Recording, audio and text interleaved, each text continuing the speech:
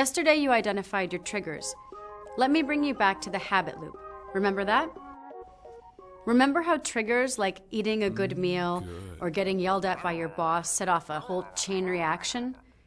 Our minds interpret these events as good or bad, and we get a craving to smoke to make the good ones continue and the bad ones go away. Of course, every time we smoke, it reinforces that habit loop. Another way to think of craving is as a big bonfire burning really hot. How did it get so big? Well, what do fires need? Fuel, right?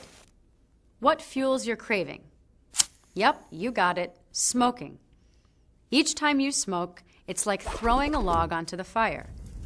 I bet when you first started smoking, that fire was small enough that you could just blow it out.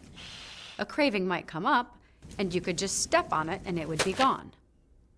Can you do that now? I bet it's a bit harder at this point.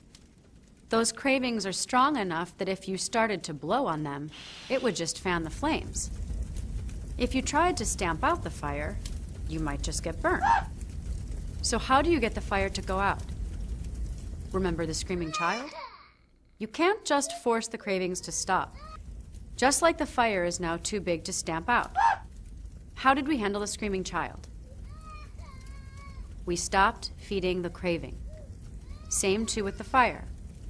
You dig a fire line around it so it doesn't spread, and you wait for it to die out on its own. Most importantly, you make sure it doesn't get any more fuel.